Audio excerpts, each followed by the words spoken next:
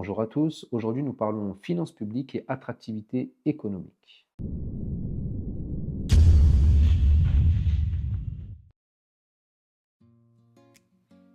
Finances publiques et attractivité économique.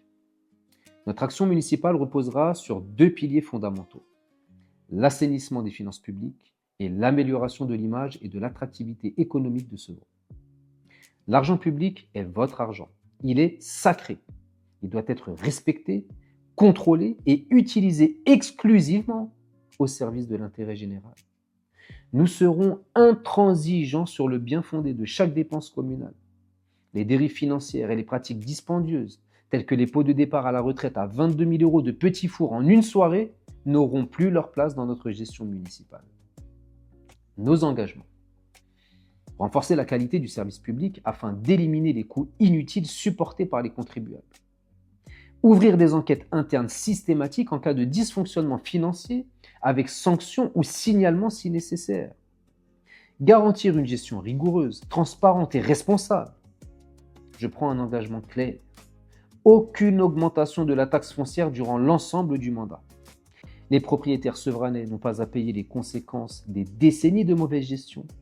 Ils ont déjà trop contribué à combler des déficits qui ne sont pas les leurs. Redonner à Sevran une attractivité économique. Une entreprise a besoin que l'image de son environnement d'implantation soit aussi belle que sa marque de fabrique.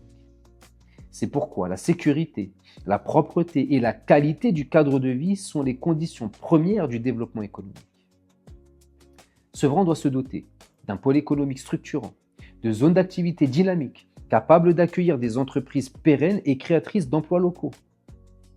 Nous créerons une maison des associations et de l'économie, lieu de rencontre et de synergie destiné à accompagner la création et le développement d'entreprises, favoriser le recrutement des Sevranais sur le territoire communal, mutualiser les réseaux professionnels au service de l'insertion, de la réinsertion et de la reconversion professionnelle.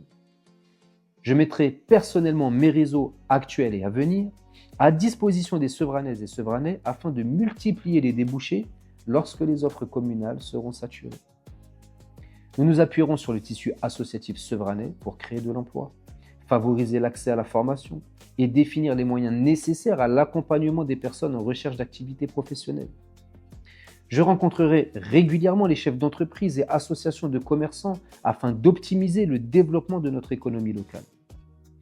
Nous engagerons une réflexion approfondie sur l'avenir de notre marché afin de valoriser les commerçants, préserver la qualité de vie des riverains et garantir sécurité et propreté sur ce site essentiel à la vie économique et sociale de la ville.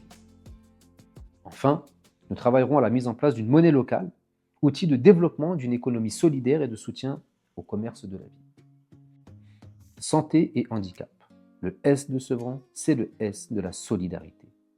Cette valeur sera le pilier central de notre action sociale au service des Sevranaises et des Sevranais. Aujourd'hui, trop de nos concitoyens subissent une rupture d'égalité dans l'accès aux soins et aux professionnels de santé. Cette situation n'est pas acceptable. La santé est la priorité d'une vie. Sans elle, tout devient difficile, parfois impossible.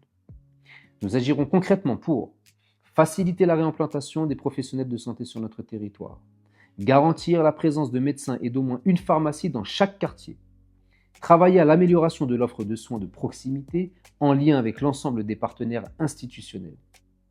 Nous nous appuierons sur les associations nationales et locales présentes sur notre intercommunalité, Secours populaire, Croix-Rouge française, Restos du Cœur, etc., tout en renforçant les acteurs locaux dans leurs actions quotidiennes.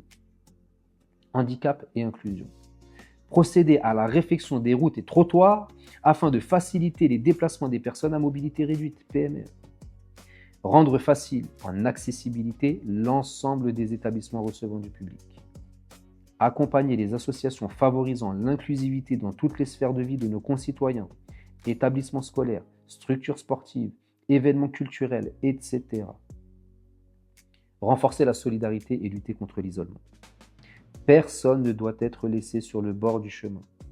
Nous renforcerons l'action du Centre communal d'action sociale, CCAS, afin d'apporter un accompagnement social et administratif appuyé à toutes les personnes en difficulté. Spécifiquement pour nos seniors. Mise en place d'un dispositif d'accompagnement et de visite régulière. remunicipalisation de l'aide aux seniors afin de garantir un accompagnement humain digne et respectueux dans leurs moments de fragilité. Nous veillerons à la dignité des conditions de vie de nos aînés dans les établissements qui les accueillent, notamment au sein du centre des Glycines, qui connaît aujourd'hui de nombreuses difficultés. La tranquillité et la dignité de nos anciens ne sont pas négociables. Nous créerons une cellule municipale d'accueil et d'écoute dédiée aux victimes de violences conjugales et intrafamiliales, assortie de solutions d'hébergement d'urgence pour sécuriser immédiatement les personnes en danger, dans l'attente de la prise en charge par l'État. Nous étudierons, en lien avec les agents de la fonction publique hospitalière, la réorganisation et la réhabilitation de l'hôpital René Muret. Nous favoriserons le recrutement d'accompagnants d'élèves en situation de handicap, AESH, et l'accès aux professionnels de santé pour les enfants en situation de handicap. Nous créerons une maison du handicap, offrant un accompagnement administratif, social, médical et juridique de proximité essentiel pour les familles confrontées au handicap, qu'il soit visible ou invisible. Voici donc pour la partie santé et handicap de notre programme. Dans une prochaine vidéo, nous vous parlerons culture et solidarité. Pour nos enfants, pour nos anciens, rassemblés, solidaires, citoyens. Mars 2026, nous voilà enfin.